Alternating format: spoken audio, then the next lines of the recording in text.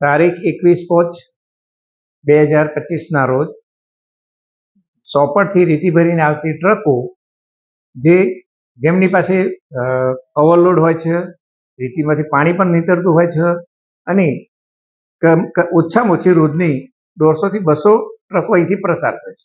Police તંત્ર પણ જોઈ શકે છે, રેવન્યુવાળા પણ જોઈ શકે છે, બધાની ફરજ છે. ખાન ખનીજવાળાની ફરજ છે, પણ ખાન ખનીજવાળાને કહેવામાં આવે છે, હું પણ ખુદ કહું તો કહેવાય સાહેબ એ ટીમ મોકલું છું, કશું કરવાનું નહીં. મોરી જે કોઈને એમ બહુ અમે આગળ રાખ્યો ત્યારે પણ કામ થયું નહીં. ખરેખર આ પરિસ્થિતિ રહે તો અમારા ત્યાં 150 ટ્રકો ત્યાંથી જતી હોય, 100 ટ્રકો વાઘપુરથી જતી હોય અને 100 ટ્રકો સીતવાડે જતી હોય. એમાંથી મોજને કંઈ લેવા દેવા નથી, છતાં મોજવા નથી આવે. અહીંયા સોપડમાં કંઈ લેવા દેવા નથી, એમને રોયલ્ટી પણ મળતી નથી પૂરી. જેમ કે આ માલ બધો બહારથી આવે છે, અહીંથી તો આવતો જ નથી. અને અમારા ત્યાં મોટામાં મોટો પટ છે, જે સાબરમતી અને હાથમતીનો સંગમ, ત્યાં આગળ નાવડી મૂકીને ગેરકાયદેસર નાવડી મૂકી, ઓછામાં ઓછી 25 થી 30 નાવડીઓ મૂકી છે. એમાંથી જ્યારે રેડ પાડવામાં આવે એટલે ગમે તેવો રેડ કરે. અને એમાંથી જેમ દાહોદ ને બીજા બધા જે પરિસ્થિતિ ઊભી થઈ કે ભાઈ એની ગાડી પર શિપ ગોઠવવામાં આવે અથવા તો એમના માણસો મૂકેલા હોય એટલે પહેલી જ ખબર પડી જાય કે ભાઈ આ ખનીજવાળા આવવાના છે, એટલે તકલીફ મોટી થઈ જાય. એટલે પકડાય જ નહીં કોઈ. પકડે ને એટલે મેં ક્યાંય રેડ પાડી છે તો રેડ 2 ટ્રેક્ટરો પકડે તો 1 ટ્રક પકડે અને મેં રેડ પૂરી કરી દીધી.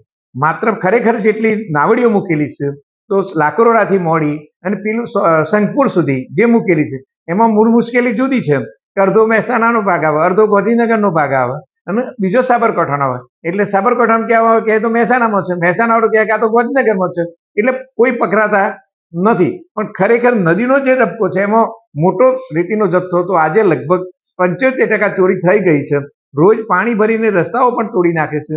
તો મોરી પણ અમારા વાઘપુરમાં પણ પરિસ્થિતિ ખરાબ હતી. આજે પિલુદ્રાનો રસ્તો પણ નહીં રહ્યો. આજુબાજુની ખેતીને પણ મોટું નુકસાન છે. એટલે ખેતીનું જે નુકસાન પ્રદૂષણ બોર્ડવાળા પણ તપાસ નથી કરતા, એટલા માટે કે એમને કોઈ પડી નથી. બધાને જે હપ્તા મળે છે આરટીઓ વાળા પણ તપાસ નથી કરતા. એનો બધાની ફરજ છે અને કલેક્ટરની તો ખાસ ફરજ છે. એમાં રેવન્યુ વાળાની તો મામલતદારની પણ જવાબદારી છે. કોઈ જોવા આવતું નથી. અને આના લીધે આવા જો 2 એક્સિડન્ટ થઈ ગઈ, 3 મરી ગયા, મોરી પણ મરી ગયા હતા. એના પહેલા મોજમાં આવું થયું ત્યારે પિલુદ્રાના આખા ગામને બાંધમાં લઈ અને 15 દિવસ લોકો ગામથી દૂર ભાગી ગયા. ટ્રક વાળાનું અને લોકોને ભાગી જવાનું. એટલે આવી પરિસ્થિતિ થાય ત્યારે ખરેખર સરકારે ધ્યાન રાખવું પડે. સરકારને માનનીય મુખ્યમંત્રીને પણ મારી વિનંતી છે કે તમારો વિભાગ છે, તમે જો ધ્યાન નહીં રાખો તો કોણ રાખશે? અને આને હવાલે કોણ ગરીબોના માટે? તો આપે ધ્યાન રાખી ખરેખર આવા લોકોને પકડવા જોઈએ, માર કરવા જોઈએ. જો આમાંથી કંઈ પગલો ભરવા નહીં આવે તો ગોધી ચિંતા હશે અમારી રાહદારી નીચે અમે પગલો ભરીશું. પછી કહેતા નહીં કે પરિસ્થિતિ ખરાબ થઈ છે અને પછી મુશ્કેલી જુદી ઊભી થશે. તો આની જવાબદારી સરકારની જ રહેશે જો પગલો નહીં લેવામાં આવતું.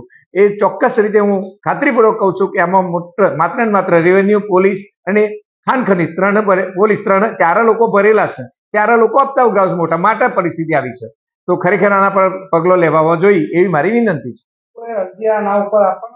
હા, હું લેખિત અરજી પણ આપવાનો છું, CM ને પણ આપવાનો છું, ખાન ખનીજના સેક્રેટરીને પણ આપવાનો છું, ખાન ખનીજ નિયામકને પણ આપવાનો છું, કલેક્ટરને પણ આપવાનો છું અને ખાન ખનીજ વિભાગ સાબરકાંઠાને પણ આપવાનો છું.